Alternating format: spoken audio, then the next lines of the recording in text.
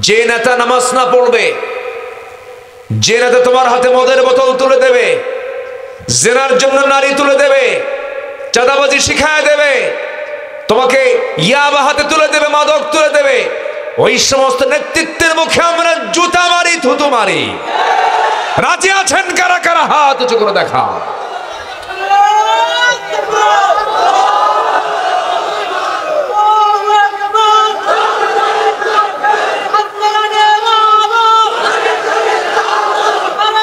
আল্লাহ রাব্বুল আলামিন বলেন, ইন্নাদ-দীনা ইনদাল্লাহিল ইসলাম। আল্লাহর কাছে মনোনীত নির্ধারিত দিন একটাই, তার নাম হলো ইসলাম। ইসলাম ছাড়া অন্য কোনো দিন গ্রহণীয় নয়। وَمَن يَبْتَغِ غَيْرَ الْإِسْلَامِ دِينًا فَلَن يُقْبَلَ مِنْهُ وَهُوَ فِي الْآخِرَةِ مِنَ الْخَاسِرِينَ। যারা আল্লাহর দিন ইসলামকে ছেড়ে অন্য কোনো দিনকে গ্রহণ করবে, আল্লাহ তার কোনো কিছু কবুল করবেন না। এই ঘোষণা কেউ দেয় না, এই ঘোষণা দিয়েছেন তিনি আমার কে। এই জন্য একমাত্র জীবন বিধান মানবো আমরা আল্লাহর দিন ইসলামকে। ইসলাম ছাড়া অন্য কোনো দিন মানা যাবে না। আমার বন্ধুগণ, সেই দিনটা কি অবস্থায় রাখতে হবে? আল্লাহ এই পৃথিবীতে যত পয়গম্বর পাঠিয়েছেন, সমস্ত পয়গম্বরকে আল্লাহ রাব্বুল আলামিন এই নির্দেশনায় দিয়েছেন। কি বলছেন? শারা'a লাকুম মিনাদ-দীনি মা ওয়াসসা বিহি নূহাও وما والذي أوحينا إليك وما وصينا به إبراهيم وموسى وعيسى أن أقيموا الدين ولا تتفرقوا فيه كبر على المشركين ما تدعوهم إليه الله يجتبي إليه من يشاء ويهدي إليه من ينيب। জোরে বলুন আল্লাহু আকবার। তোমাদের জন্য সেই দিন নির্ধারণ করেছেন যার নির্দেশ দিয়েছিলেন আল্লাহ রাব্বুল আলামিন নূহ আলাইহিস সালাতু ওয়াস সালামকে, এবং যা আমি তোমার প্রতি নাজিল করেছি হে রাসূল, যার নির্দেশ দিয়েছিলাম ইব্রাহিম, মূসা এবং ঈসাকে, এই মর্মে যে তোমরা কি করবে? আল্লাহর দিন তোমরা জমিনে কায়েম করতে যাবে। এই কায়েমের সংগ্রাম করতে গিয়ে মতপার্থক্য সৃষ্টি করবে না, উল্টা পাল্টা করা যাবে না। এই যে আহ্বানটা করেছেন, এই যে হুকুমটা দিয়েছেন, সকল নবীর দিন কায়েমের দায়িত্ব আল্লাহ রাব্বুল আলামিন দিয়েছিলেন। আমার বন্ধুগণ, এই দিন কায়েমের সংগ্রাম করেছেন আম্বিয়া কেরাম। এই দিন কায়েমের সংগ্রাম করেছেন সর্বশেষ পয়গম্বর মুহাম্মদ সাল্লাল্লাহু আলাইহি ওয়াসাল্লাম। আল্লাহ পাক তাকে কেন পাঠিয়েছেন, কেন দুনিয়াতে পাঠিয়েছেন? আল্লাহ রাব্বুল আলামিন সুন্দর করে বলছেন, হুয়াল্লাযী আরসালা রাসূলাহু বিল হুদা ওয়া দীনিল হক ليظهره على الدين كله وكفى بالله شهيدا। আরেক জায়গায় বলছেন ওয়ালাউ কারিহাল মুশরিকুন। জোরে বলুন আল্লাহু আকবার। সূরাতুল ফাতহ, সূরাতুস সাফ, আল্লাহ রাব্বুল আলামিন স্পষ্ট করে জানিয়ে দিলেন, হে রাসূল, আমি আপনাকে পাঠিয়েছি এই দুনিয়াতে লক্ষ্য এই জন্যই, গোটা দুনিয়াতে যত ইজম আছে, যত তন্ত্র মন্ত্র আছে, যত মানব রচিত মতবাদ আছে, সমস্ত মতবাদের উপরে, সকল দিনের উপরে আলাদ্দীনি কুল্লি, সকল দিনের উপরে আল্লাহর দিনকে বিজয়ী করার জন্য আমি আল্লাহ আপনাকে পাঠিয়েছি। যেরকম সুবহানাল্লাহ, সাক্ষ্য দেওয়ার জন্য এটাই তো আপনার জন্য যথেষ্ট। মুশরিকদের যতই কষ্ট হোক না কেন, এটা আমি আপনাকে এই দায়িত্ব দিয়ে দুনিয়াতে পাঠিয়েছি। আমার বন্ধুগণ, এই মিশনকে সামনে নিয়ে আমার নবীজি শুরু করেছেন মক্কা থেকে, কাজ শুরু করেছেন মক্কার 13 বছর। মক্কার কয় বছর বলেন? রাসূল কি মার খেয়েছেন না মার দিয়েছেন? মক্কায় মার দিয়েছেন না মার খেয়েছেন? পরের 10 বছর মদিনায় যাওয়ার পর মার খেয়েছেন না মার দিয়েছেন? বলেন বলেন, মার দিয়েছেন। তাহলে মার খাওয়া সুন্নাত, জোরে কয় না, মায়ের খাওয়া সুন্নাত, মায়ের দেওয়া সুন্নাত। কিসের জন্য? আল্লাহর দ্বীনের জন্য। কার কিসের জন্য বলেন? আল্লাহর দ্বীন, ব্যক্তিগত কোনো স্বার্থের জন্য নয়। নড়াচড়া করে কেন আব্বা? এই যে বসো বসো বসো বসো বসো, হ্যাঁ আমি কি শেষ করে দেব? তো নড়াচড়া হচ্ছে কেন? বসে। আমার বন্ধুগণ, মক্কার মাটির 13 বছর, মদিনার মাটিতে 10 বছর, এই 23 বছরে কোরআনটা নাজিল হয়েছে। কোরআন নাজিল হয়েছে কয় বছরে বলেন? 23 বছরে। শুরু হয়েছে জাবালের নূরে। জাবালের নূরে আল্লাহ রাব্বুল আলামিন শুরু করলেন, আল্লাহ রাব্বুল আলামিন শেষ করে দিলেন মদিনায় যাওয়ার পরে। আমার বন্ধুগণ, শেষ নাজিল হলো আল-ইয়াওমা আকমালতু লাকুম দীনাকুম ওয়া আতমামতু আলাইকুম নি'মাতি ওয়া রাদিতু লাকুমুল ইসলাম দীনা। আজকের এই দিনে আমি দিনকে পরিপূর্ণ করলাম এবং আমি এটার উপরে আমি সন্তুষ্ট, রাজি আছি, আমি খুশি হয়ে গেলাম। ওয়া আতমামতু আলাইকুম নি'মাতি ওয়া রাদিতু লাকুমুল ইসলাম দীনা, এবং তোমাদের জন্য আমি দিন হিসাবে ইসলামের প্রতি আমি রাজি আছি, সন্তুষ্ট আছি। যেরকম সুবহানাল্লাহ। আমার বন্ধুগণ, আমার ভাইয়েরা, এই দিন প্রতিষ্ঠার জন্য তো এমনি এমনি শুধু দোয়ার মধ্য দিয়ে দিন কায়েম হয় নাই। মক্কার মাটিতে 13 বছর মার খেয়েছেন। সাইয়েদনা ইয়াসারকে তিনি হারিয়েছেন, সুমাইয়াকে হারিয়েছেন।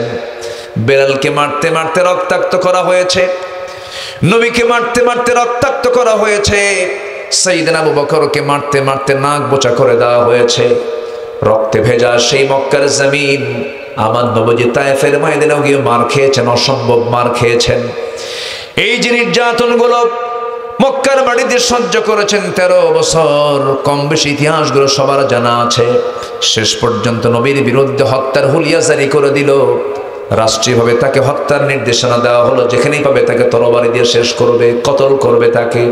আল্লাহ পাক তাকে অর্ডার করলেন, আমার নবীজিকে হিজরতের যখন অর্ডার করলেন, রাসূল আমার মক্কা থেকে হিজরতের সিদ্ধান্ত নিলেন। ঘর থেকে বের হলেন, বের হয়ে তিনি মদিনার মাটিতে এসে সুন্দর একটা ছোট্ট রাষ্ট্র গড়ে তুললেন। সাহাবে কেরামকে নিয়ে আসলেন, রাষ্ট্র গঠনে মনোনিবেশ দিলেন, সুন্দর করে একটি পরিচালনার বোর্ড তৈরি করে ফেললেন। ইসলামিক রাষ্ট্র গঠনে নবীর আদর্শ কি এবং আমাদের করণীয় কি, এই বিষয়ে আমি কয়েকটা পয়েন্টে কথা বলতে চাই। আমার নবীজি যে রাষ্ট্র গড়ে তুলেছিলেন, সে রাষ্ট্রের 1 নম্বর দিক ছিল হলো, তিনি সে রাষ্ট্রে তো প্রতিষ্ঠা করেছিলেন শিরিক প্রতিষ্ঠা না তাওহীদ প্রতিষ্ঠা। কি প্রতিষ্ঠা করেছিলেন? তাওহীদ প্রতিষ্ঠা করেছিলেন। এটা হলো ইসলামী রাষ্ট্রের 1 নম্বর ভিত্তি। কোন রাষ্ট্রকে যদি আদর্শ রাষ্ট্র বলতে হয়, 1 নম্বর হলো, একটি আদর্শ রাষ্ট্রের বৈশিষ্ট্য হলো সেই জায়গায় কোনো শিরিক থাকবে না, বেদাত থাকবে না, সেই জায়গায় থাকবে হলো তাওহীদ। আলা লাহুল খালকু ওয়াল আমর, সৃষ্টি যার হুকুম চলবে তার। এই তাওহীদ আমার রাসূল প্রতিষ্ঠা করলেন। আল্লাহ পাক তাকে জানায়া দিলেন, কুল ইন্নামা ইউহা ইলাইয়া আন্নামা ইলাহুকুম ইলাহু ওয়াহিদ ফাহাল আনতুম মুসলিমুন। জোরে বলুন আল্লাহু আকবার। আমার ভাইয়েরা, সেজন্য তাওহীদ প্রতিষ্ঠার জন্য আমাদেরও কাজ করার দরকার আছে না নাই? আসতে বলবেন না, আছে না নাই? এখন প্রেজেন্ট বাংলাদেশের সবচেয়ে বড় সমস্যা কি বলেন? এখন কি স্থায়ী সরকার আছে নাকি? মানে স্থায়ী সরকার আছে? এখন আমার দেশের সবচেয়ে বড় সমস্যা হলো গদি সমস্যা। কি সমস্যা? একজন সহজে নামে নাই, টেনে হেসড়ে নামাইছে, তাই না? সহজে নামে নাই তো টেনে হেসড়ে নামানো হয়েছে। এখন আমার দেশে এখন সবচেয়ে বড় সমস্যা কি সমস্যা বলেন? গদি সমস্যা। এই গদি সমস্যার সমাধান কোরআনে মনে হয় নাই? আছে না নাই? আল্লাহ তাআলা একটা আয়াত নাজিল করেছেন, গদির আয়াত। কে বলতে পারবেন বলুন তো গদির আয়াত কোনটা? বলেন। একটা আয়াত আছে গদির আয়াত, যে আয়াতটা সবচেয়ে শ্রেষ্ঠ আয়াত, সে আয়াতটার নাম কি বলেন? বলুন, গদির আয়াত সবচেয়ে শ্রেষ্ঠ আয়াত, সেটা কোরআন কারীমের সবচেয়ে শ্রেষ্ঠ আয়াত হচ্ছে ওটা। বলেন, এই তো কুরসি মানে কি? কুরসি মানে তো গদি।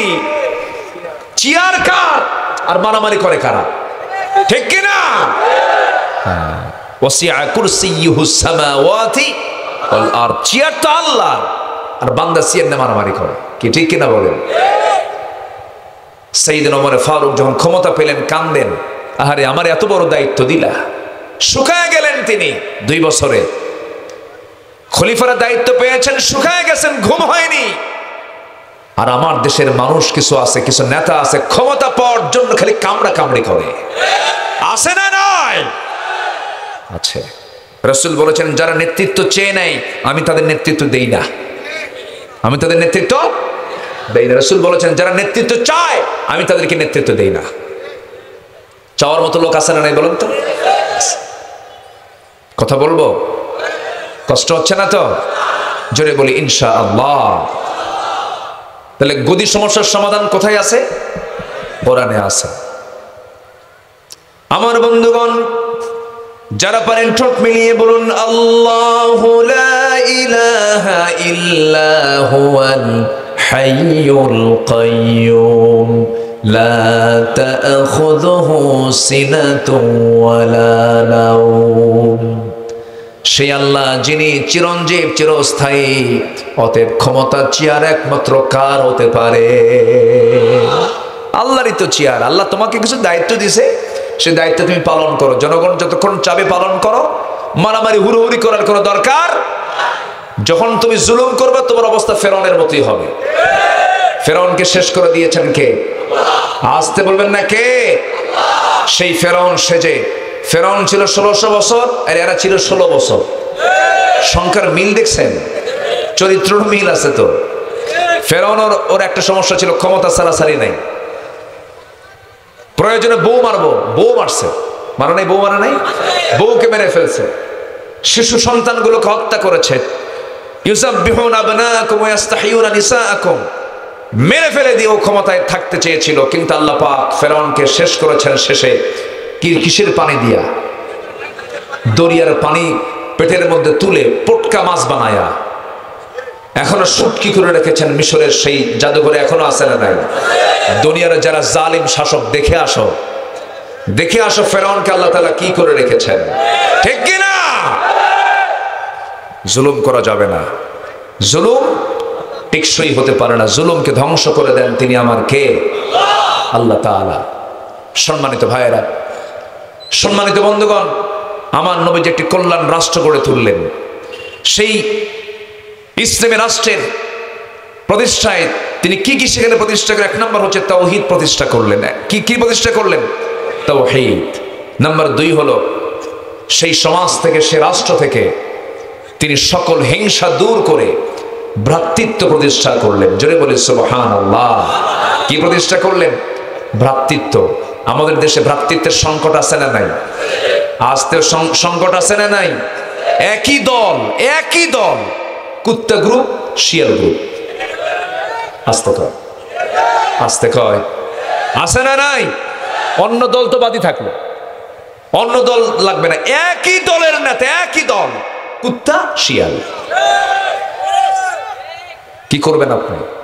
আপনি কি করবেন জাতির জন্য? এই জন্য আল্লাহ পাক বলছেন, আগে নিজেদের মধ্যে সুরাহা করো, সমাধান করো, সংকট দূর করো। রাসূল তাই করেছেন। আল্লাহু আকবার বলেন। আল্লাহ রাব্বুল আলামিন বলেন, ইন্নামাল মুমিনুনা ইখওয়াতুন ফাআসলিহু বাইনা আখাওয়াইকুম ওয়াত্তাকুল্লাহ। জোরে বলুন আল্লাহু আকবার। মুমিনরা হলো পরস্পরের ভাই। তারা কি করবে? কোন একটা সমস্যা সৃষ্টি হয়েছে, ইসলাহ করে নাও, সংশোধন করে নাও। সাবধান, আল্লাহকে ভয় করো যেন ভ্রাতৃত্বের সংকট যেন না তৈরি হয়। আমার বন্ধুগণ, যতটুকু বিজয় এসেছিল, এই যে 5ই আগস্ট, এখানে কি পৃথক ছিল না? সবাই এক ছিল। বলেন বলেন বলেন বলেন। এখান থেকে শিক্ষা আছে না নাই? এই একতার বন্ধনটা টিকে রাখতে হবে। ঐক্যের প্ল্যাটফর্ম নষ্ট করা যাবে না। ঐক্য তৈরি করতে হবে। কল্যাণ রাষ্ট্রকে গঠন করার জন্য নবীজির সুন্নাহর দিকে যেতে হবে। আমার বন্ধুগণ, এজন্য আমরা একতার বন্ধনে আবদ্ধ হব। জোরে বলি ইনশাআল্লাহ। সাহাবে কেরামদের মধ্যে কি ভ্রাতৃত্ব ছিল যে স্বপ্ন পর্যন্ত তাদের এক হয়ে যেত, স্বপ্ন পর্যন্ত এক হতো। সাইয়েদনা আলী রাতের বেলা ঘুমিয়ে পড়েছেন খলিফা ওমরের শাসনামল। কোন কোন কোন খলিফার আমলে বলেন তো? খলিফা ওমরে ফারুক, 2 নম্বর খলিফা। তার শাসনামলে তিনি রাতের বেলা একদিন ঘুমিয়ে পড়েছেন এশার নামাজ পড়ে। ঘুমের মধ্যে স্বপ্নের মধ্যে তিনি দেখতে পেলেন আমার নবীজি তারা দরজায় হাজির হয়ে গেছেন। দরজায় হাজির হয়ে বলছেন, সালাম দিয়ে বলছেন, আলী বহুদিন যাবত দেখা হয় না, তোমার সঙ্গে দেখা করার জন্য আসলাম। এই কথা বলেই নবীজি তার শিয়রে বসলেন। ব্যাগের ভিতর থেকে অনেকগুলো খেজুর ছিল, একটা খেজুর 3টা আঙ্গুলে তুললেন। 3টা আঙ্গুলে তুলে নিয়ে সোজা বললেন, আলী মুখটা ফাঁকা করো। মুখটা ফাঁকা করলেন, মুখের মধ্যে 3টা আঙ্গুলে একটা খেজুর উঠায়া দিলেন, খেলেন। স্বপ্নের মধ্যে যখন খেজুর খেতে নিয়েছেন, সাইয়েদনা আলীর ঘুমটা ভেঙে গেল, স্বপ্নটা ভেঙে গেল। ঘুম থেকে জাগা পেয়ে দেখেন তার জিহ্বার ভিতরে তাজা খেজুরের স্বাদ ফুটে উঠেছে। চোখে পানি চলে আসলো। ওযু বানালেন, নামাজে দাঁড়ালেন, আল্লাহর শুকরিয়া আদায় করলেন। আমার বন্ধুগণ, ইমানদার ব্যক্তির জীবনে নামাজ তো 5 ওয়াক্ত অবশ্যই ফরজ তার জন্য আছে, কিন্তু একজন আল্লাহওয়ালা পরেজগার লোকের জন্য মোট নামাজের ওয়াক্ত হতে হবে 6 ওয়াক্ত। 5 ওয়াক্ত হলো ফরজ সালাত, আর 1 ওয়াক্ত হলো তাহাজ্জুদের সালাত। ঠিক কি না? যারা আল্লাহর নৈকট্য হাসিল করেছেন তাদের জীবনে তাহাজ্জুদ কাজা হয় নাই, তাহাজ্জুদ বাদ পড়ে নাই। কারণ তাহাজ্জুদের সময়টা আল্লাহ রাব্বুল আলামিন ফিস সামাইদ দুনিয়া, দুনিয়ার আকাশে চলে আসেন। জোরে বলে সুবহানাল্লাহ। দুনিয়ার আকাশে এসে বলেন, আলা মিন মুস্তাগফিরিন ফাগফির লাহ, কোন ক্ষমা প্রার্থী আছে আমার কাছে ক্ষমা চাবে, আমি তাকে ক্ষমা করে দেব। জোরে বলে সুবহানাল্লাহ। আমার বন্ধুগণ, সাইয়েদনা আলী ওযু বানালেন, তাহাজ্জুদ পড়লেন, চোখের পানি ফেলে ফেলে কেঁদে শুকরিয়া আদায় করে বলছেন, আল্লাহ বহুদিন যাবত নবীর সঙ্গে দেখা হয় না, আজকে দেখা হয়ে গেল, জীবনটা ধন্য হলো। ফজরের আযান হয়ে গেল, মসজিদের দিকে রওনা করলেন। মসজিদের নামাজে তিনি হাজির হয়ে গেলেন। প্রথম কাতারে জায়গা পেলেন না, দ্বিতীয় কাতারে জায়গা পেলেন না, তৃতীয় কাতারে ঠিক মাঝখান বরাবর তিনি দাঁড়িয়ে গেছেন।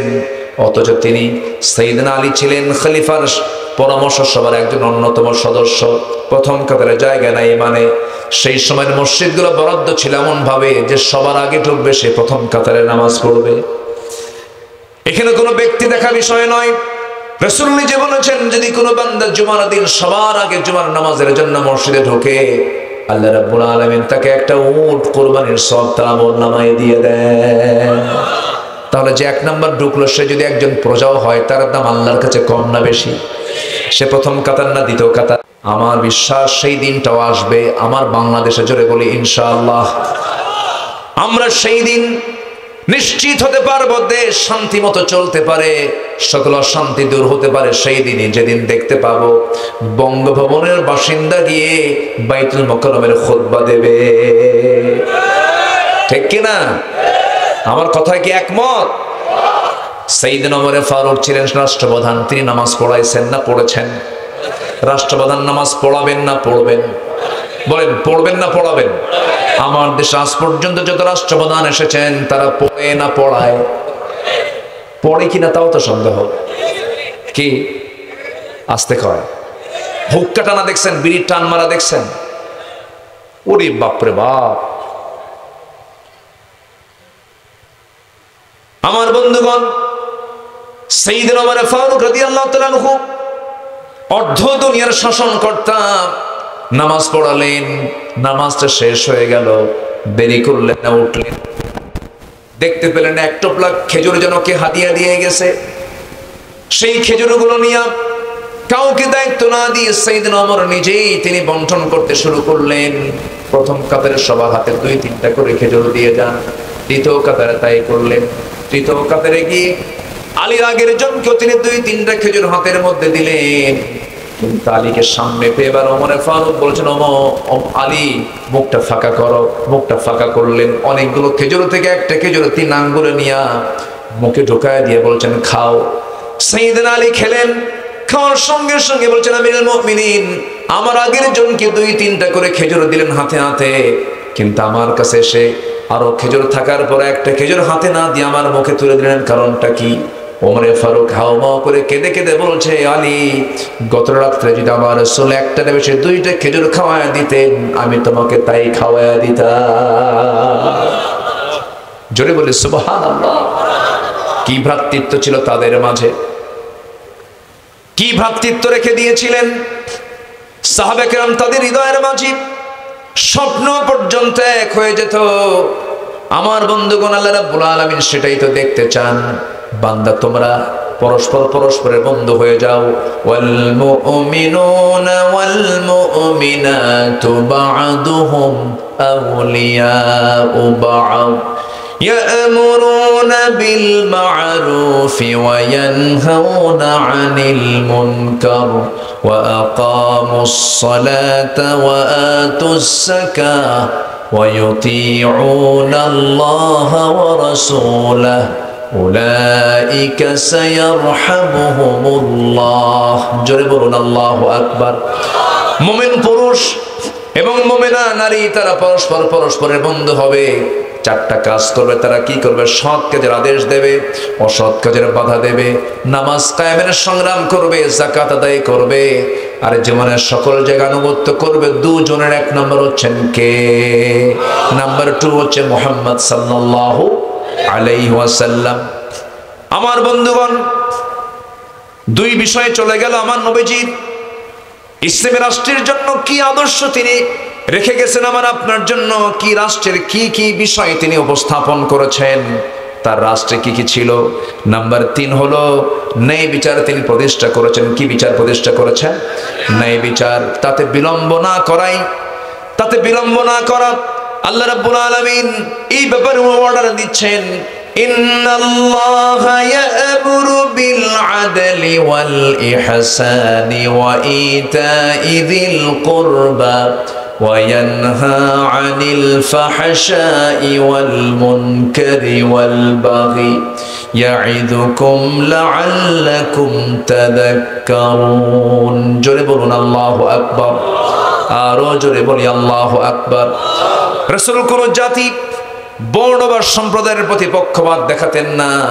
আইন সবার জন্য, আজ থেকে আইন সবার জন্য সমান, সবার জন্য আইন সমান। আমার নবীর সময়ে কোন এক সম্ভ্রান্ত পরিবারের একজন মহিলা, তার নাম ফাতিমা, নবীর মেয়ের নামে নাম ফাতিমা নামে একজন মহিলা চুরি করে ধরা পড়েছে। রাসূল বললেন, কোনো কথা নাই, হাত কেটে ফেলো। নবীর ওয়ার্ডার। এই ওয়ার্ডার কেউ তার খণ্ডন করতে পারবে না। উচ্চ বংশে পরিবারের সেই মেয়ের লোকজন সাইয়েদনা ওমর ফারুকের কাছে এসে বলছে, ভাই ওমর, দেখো তো রাসূলকে সুপারিশ করে এই শাস্তিকে লঘু করা যায় কিনা। ওমর ফারুক এসে রাসূলকে বলছেন, ইয়া রাসূলুল্লাহ, দেখুন তো কি করা যায়। আমার নবীজি এই কথা শুনে বলছেন, ওমর, তোমার দ্বারা সেই কণ্ঠ কোথায় চলে গেল? এই মুহূর্তে যদি ওই সম্ভ্রান্ত পরিবারের মেয়ে ফাতিমা না হয়ে যদি লাউ আন্না ফাতিমাতা বিনত মুহাম্মাদিন সারাকাত লাকাতাতু ইয়াদাহা, এই মুহূর্তে যদি মুহাম্মাদের কলিজার টুকরা সন্তান ফাতিমাও যদি চুরি করে ধরা পড়তো, আমি তার বাবা মুহাম্মদ ইবনে আব্দুল্লাহ, আমি সবার চোখের সামনে আমি আমার মেয়েকে হাত টেনে ধরে আমি আমার মেয়ের হাত কেটে দিতাম। আল্লাহু আকবার বলবেন না? আইন সবার জন্য সমান। ওমর ফারুক রাদিয়াল্লাহু তাআলা আনহু ঘোড়া কিনতে গেছেন। কি কিনতে গেছেন? এখন মানুষ কি কিনতে যায়? এখন ঘোড়া কিনতে যায়। এখন কি কিনতে যায়? হোন্ডা গাড়ি। তখন কি কিনতে যেত? ঘোড়া। ঘোড়া ছিল মানুষের বাহন। ঘোড়া কিনতে গেছেন, ঘোড়াওয়ালার সাথে দাম দর ঠিক হয়ে গেছে। সুস্থ ঘোড়া তিনি নিয়েছেন, দামও দিয়ে দিয়েছেন। ঘোড়ার পিঠে চড়ে কয়েক মাইল তিনি দৌড়াইছেন। ঘোড়ার পিঠে চড়ে কয়েক মাইল যাওয়ার পর 4টা পাই ঘোড়ার বসে গেছে, ঘোড়ার ওঠে না। বলেন তো ওমর ফারুকের রাগ কি কমার কথা না বাড়ার কথা?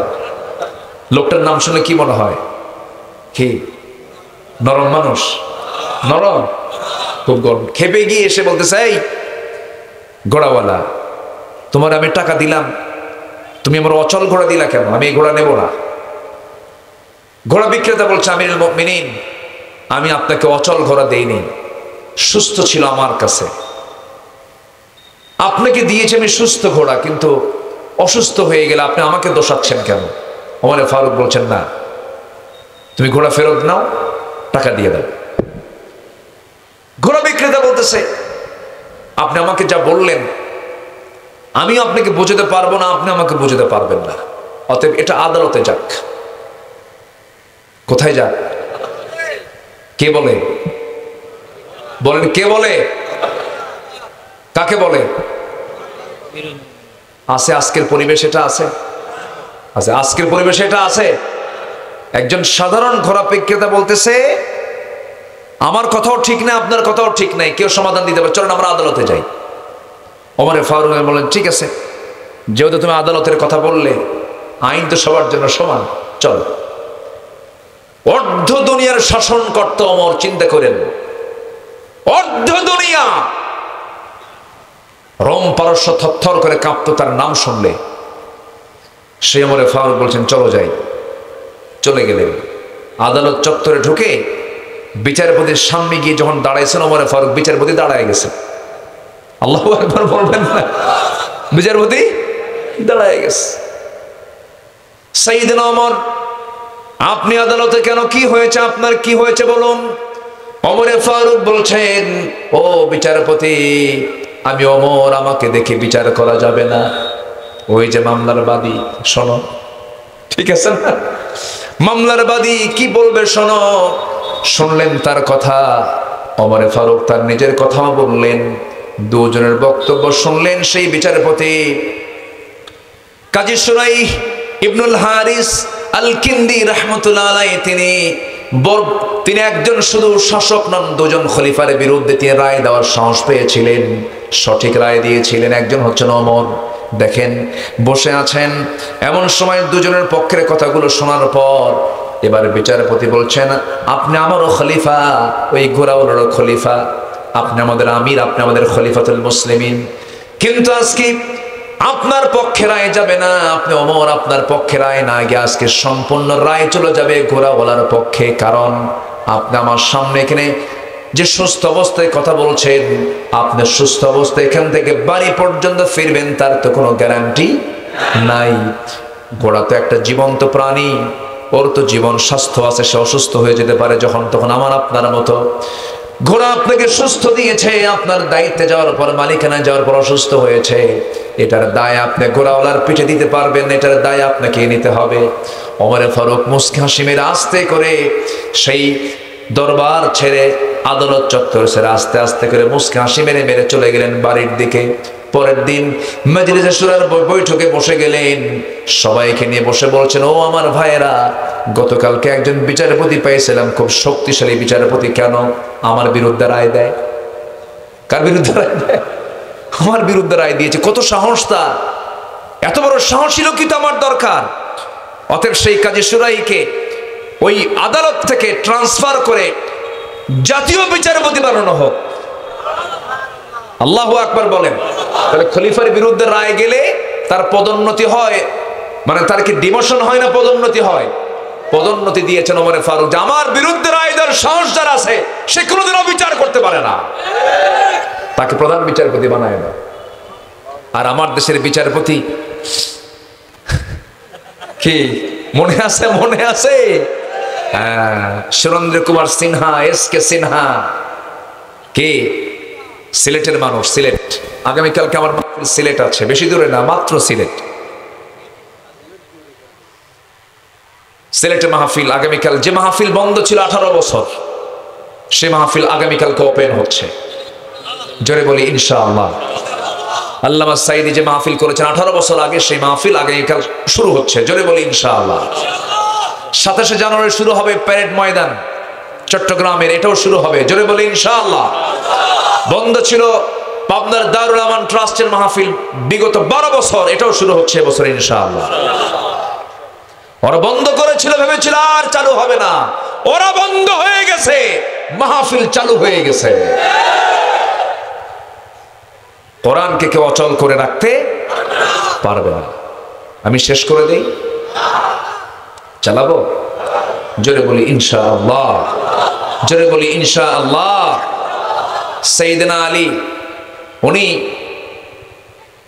লৌহ বর্ম হারিয়েছেন। কি লৌহ বর্ম হারিয়েছেন? না সরি, উনি একটা ঢাল হারিয়েছেন। ঢাল, যুদ্ধের ঢাল আছে না, ঢাল হারিয়েছেন। তো ঢালটা তিনি দেখলেন এক ইহুদির হাতে। ইহুদিকে দেখে বলেন, ইহুদি এই ঢালটা তো আমার। ইহুদিকে এটা আমার। ইহুদিরা কি মিথ্যা কথা কয় না সত্য কথা কয়? ওরা কিন্তু চরম মিথ্যুক। কিন্তু ইহুদিরা কিন্তু চরম মিথ্যুক, এখনো ইহুদিরা মিথ্যুক, চরম মিথ্যা কথা বলে। সাইয়েদনা আলী বলেন, না এটা আমার। কেন এটা আমার? কে যে চিহ্ন, কেন এটা আমার? এখন ইহুদি কয়, ঠিক আছে তাহলে আমরা আদালতে যাই, চলো আদালতেই যাই। কাজী সুরাই ইবনুল হারিস আল কিন্দি ওই আদালতের বিচারপতি চলে গেছে। সাইয়েদনা আলী বললেন, এই ঢালটা আমার চিহ্নিত ঢাল, এই যে চিহ্ন এটা আমার ঢাল। ইহুদি সে দাবি করতেছে, এটা গ্রহণীয় নয়। এবার কাজী সুরাই বলছেন, আমিরুল মুমিনিন আদালতে সাক্ষী ছাড়া কোনো রায় চলবে না, আপনার সাক্ষী আপনি হাজির করুন। সুবহানাল্লাহ বলবেন না? কি সাইয়েদনা আলী বলছেন, এটা আমার এটা আমার ঢাল, এই যে চিহ্ন। না আদালতে আপনাকে তো আসামি করেছে, এই যে মামলা দিয়েছে, আপনার সাক্ষী গ্রহণীয় নয়, আপনি সাক্ষী হাজির করেন। সাইয়েদনা আলী বললেন, আমার হাসান আছে, আমার হুসাইন আছে, এই সন্তান দুটো এই সাক্ষী, তারা আমার, এটা আমার ঢাল, আমার সন্তান দুটো হাজির করব। বলতেছে, পিতার সাক্ষী সন্তান চলবে না, সন্তানের সাক্ষী পিতা চলবে না। কি কথা বুঝতেছেন কি আপনি? আর কোনো সাক্ষী নাই। শেষ পর্যন্ত সাক্ষীর অভাবে এবার কাজী সুরাই বলছেন, আমিরুল মুমিনিন যেহেতু আপনার সাক্ষী নাই, ঢালটা ইহুদির হাতেই চলে যাবে। কি কথা বোঝা গেল? সাইয়েদনা আলী মাথা নিচু করে চলে আসলেন, সাক্ষী নাই। আলী রাদিয়াল্লাহু খেপেও গিয়ে বললেন, বিচারপতি আমার হোসেনের সাক্ষী গ্রহণ হচ্ছে না। রাসূল বলেছেন হাসান হোসেন দুইজনই জান্নাতের পাখি, কে তাও গ্রহণ হবে না। জোরে বলেন সুবহানাল্লাহ, জোরে বলেন সুবহানাল্লাহ, আল্লাহু আকবার। আইন সবার জন্য, আইন সবার জন্য সমান। সাইয়েদনা আলী আস্তে করে নেমে আসতেছেন, পিছন দা ইহুদিটা চোখের পানি ফেলে ফেলে কান্দে। এসে বলতেছে, আলী আমি বড় ভুল করে ফেলেছি। তোমাদের ইসলাম, তোমাদের ইনসাফ, তোমাদের আদালত এত মজবুত এটা আমার জানা ছিল না। একজন খলিফার বিরুদ্ধে যে আদালত রায় দিতে পারে, সেই ইসলাম কখনো মানুষকে ঠকাতে পারে না। আমাকে কালিমা পড়ায় দাও। জোরে বলেন সুবহানাল্লাহ। আমার রাসূল এমন রাষ্ট্র গড়েছিলেন, আল্লাহু আকবার বলেন। সাহাবীরা এমন রাষ্ট্র গড়েছিলেন, আল্লাহু আকবার বলেন। নাম্বার 4 হলো সামাজিক দায়িত্ব এবং দরিদ্রদের সহযোগিতা। রাসূল এমন একটা রাষ্ট্র গড়েছিলেন যে সেখানে সমাজের সকল দায়িত্ব তার কাঁধে ছিল। দরিদ্রদের তিনি সহযোগিতা করেছেন। একটা ইতিম হেঁটে যাচ্ছে, রাসূল বললেন, এই ছেলে তুমি কোথায় যাও, তোমার আব্বা কোথায়? তোমার আব্বা নাই। কিচ্ছুই বললেন না, শুধু বললেন আসো এদিকে। নিলেন কোলে, নিয়ে দৌড় মেরে চললেন ঘরের ভিতরে, গিয়ে বলছে, আয়েশা আজকে একটা সন্তান নিয়ে আসছি। সুবহানাল্লাহ বলবেন না? একটা সন্তান নিয়ে আসছে, এই যে ধরো। এবার বললেন, ও আমার কলিজার টুকরা সন্তান, এই যে মহিলাকে দেখতে পেতেছো, আজকে থেকে এটা তোমার মা, আর আমি বিশ্ব নবী, আজকে থেকে আমি তোমার হয়ে গেলাম বাবা। আলম ইয়াজিদকা ইয়াতীমান ফাআওয়া ওয়া ওয়াজাদাকা দাল্লান ফাহাদা। আর এই জায়গায় বলছেন, ওয়ালা তাকরাবু মালাল ইয়াতীম। আল্লাহু আকবার। এতিমকে নিয়ে আল্লাহ পাক কত কথা বলেছেন।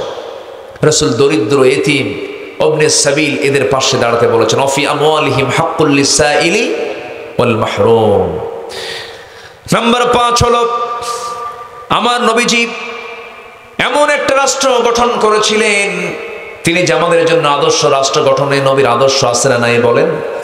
একটা রাষ্ট্র গঠনে নবীর আদর্শ আমরা ফলো করব। যেহেতু আজকে রাষ্ট্রের রাষ্ট্র নিয়ে ক্রাইসিস সৃষ্টি হয়েছে। এই কথাগুলো আজকের সময়ের দরকার আছে না নাই বলেন? আছে। রাষ্ট্রীয়ভাবে আমার রাসূল ইসলামী শিক্ষাকে তিনি প্রতিষ্ঠা করেছিলেন।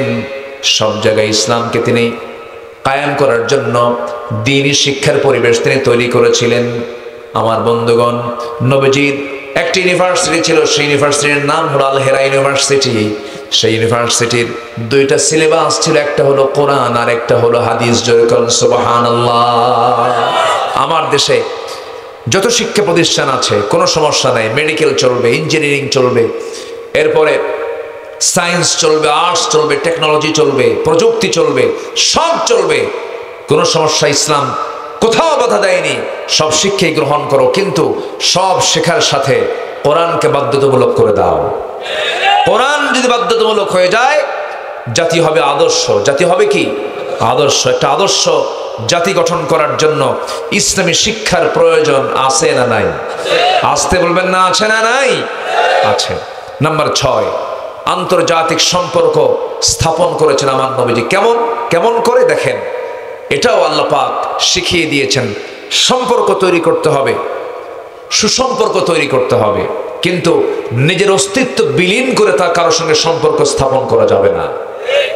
আজকে 54 বছরের স্বাধীনতা, আমরা এমন প্রতিবেশী পেয়েছি, আমরা শান্তিতে নাই। শান্তিতে আছি বলেন তো? আজকে শান্তিতে আছি আমরা? শান্তিতে নাই।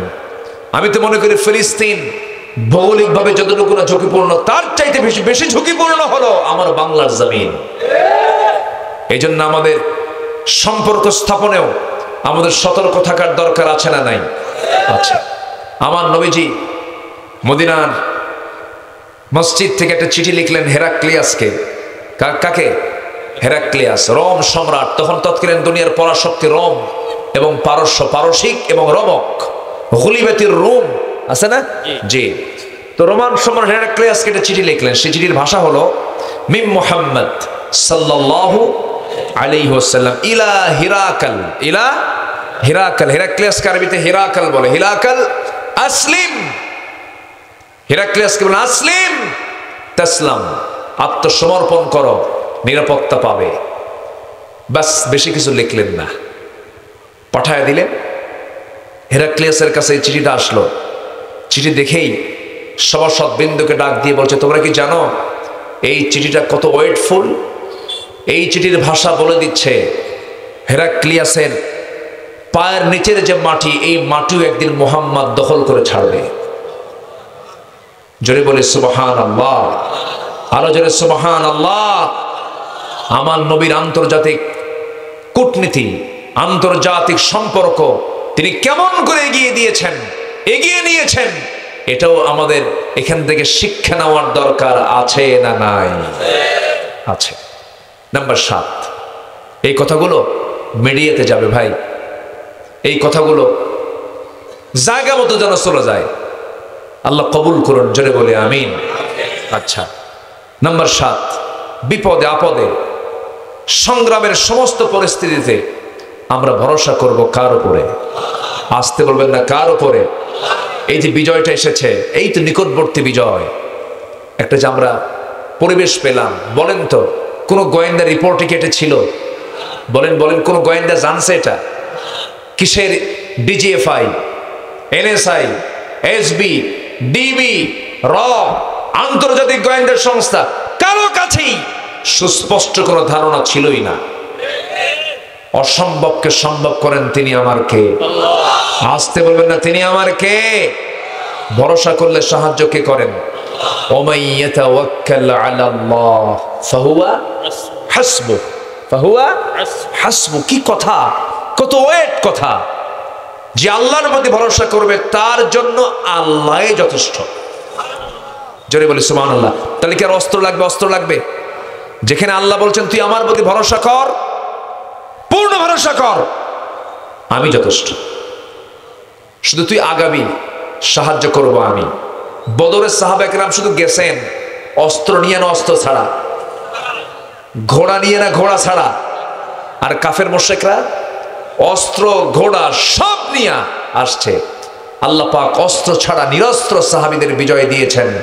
সরাসরি সাহায্য করেছেন তিনি আমার কে? আল্লাহ।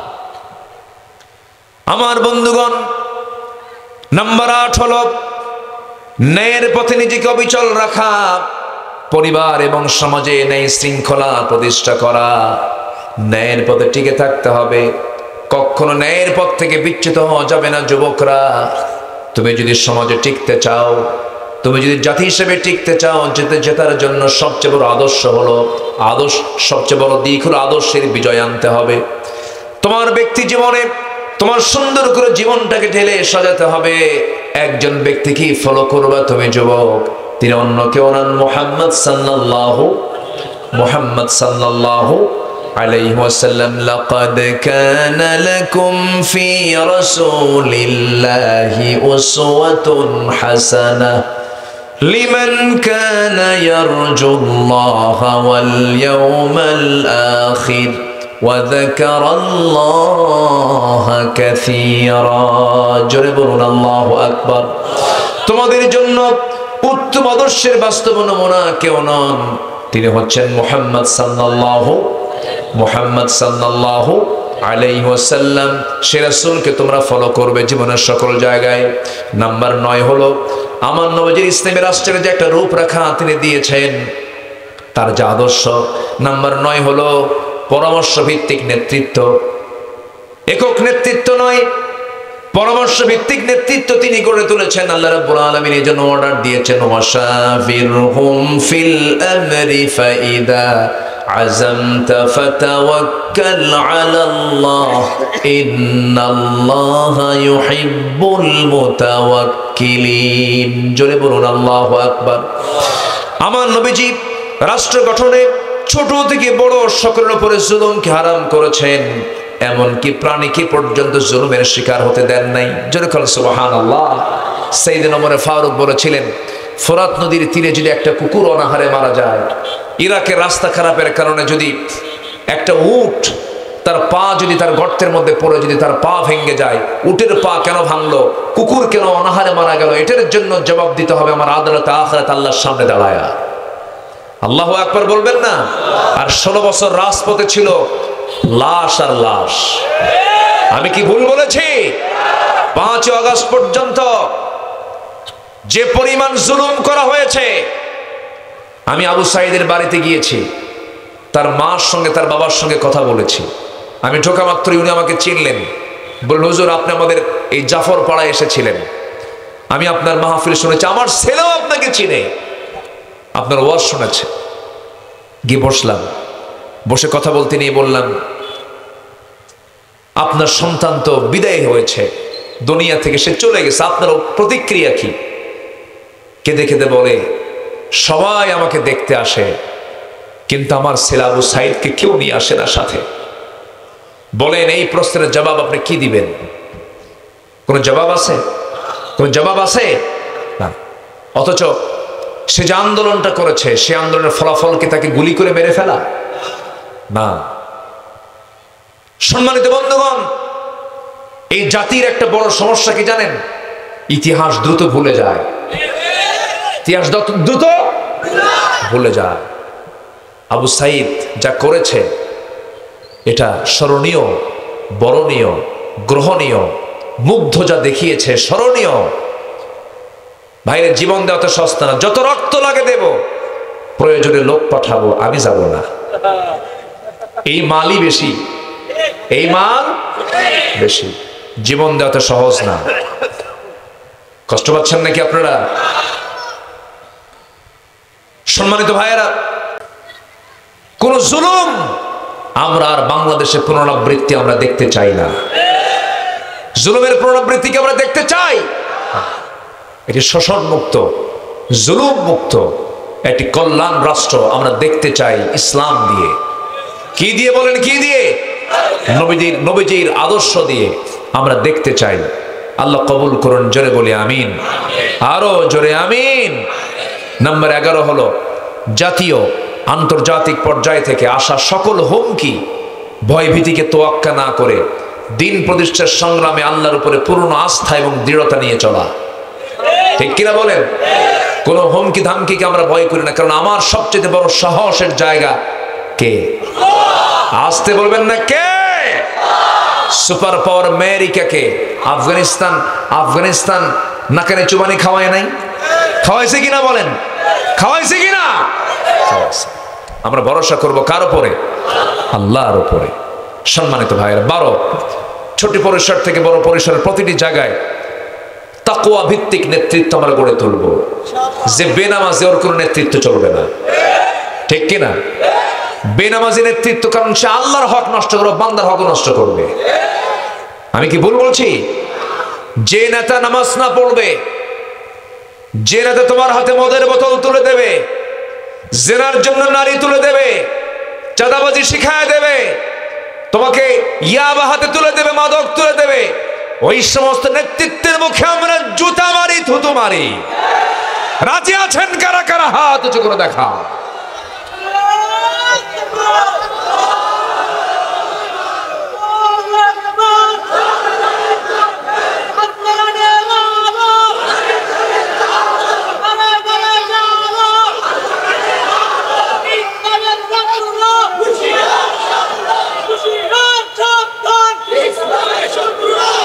আল্লাহ কবুল করুন, জোরে বলি আমিন। ফজর পড়বেন কারা কারা? হাত তোলেন। ইয়া আল্লাহ, আমাদেরকে ফজর, জোহর, আসর, মাগরিব, ইশা 5 ওয়াক্ত সালাত আদায় করার তৌফিক তুমি আল্লাহ দিয়া দাও। জোরে বলি আমিন, আরো জোরে আমিন। আল্লাহ কবুল করুন। অনেক কথা বলেছি, সম্মানিত ভাইয়েরা, আমরা এখন আমল করব, ঠিক আছে না? বাড়িতে মা বোন আছে না নাই? পর্দা করা কি? জোরে বলেন। আমেরিকা পর্দা রাখতে বলে না কাপড় খুলতে বলে? ওরা চাই উলঙ্গ হও, আর ইসলাম বলে কি? ঢেকে ঢেকে রাখো। আমরা ঢাকবো আমাদের সন্তানগুলোকে, জোরে বলি ইনশাআল্লাহ। আমরা কোনো শিরকের শিক্ষা সন্তানদের দেব না। বাড়িটাকে জান্নাতের পরিবেশ বানাবো, বাড়িটাকে নামাজ দিয়ে সাজাবো, কোরআন তেলাওয়াত দিয়ে সাজাবো। বাড়িতে শুধু চলবে কোরআন তেলাওয়াত। কোরআন তেলাওয়াত দিয়ে বাড়ির কার্যক্রম শুরু হবে, দেখবেন ঘরটা জান্নাতের টুকরা হয়ে গেছে। আল্লাহ কবুল করুন, আল্লাহ কবুল করুন। এই আশাবাদ কামনা করে আমি আমার কথা আর বাড়াতে চাচ্ছি না, অনেক রাত হয়েছে, শীতের রাত তো। আমরা আল্লাহর কাছে চাবো, যে যেখানে আছেন সবাই বসুন। আমরা চাইবো কার কাছে?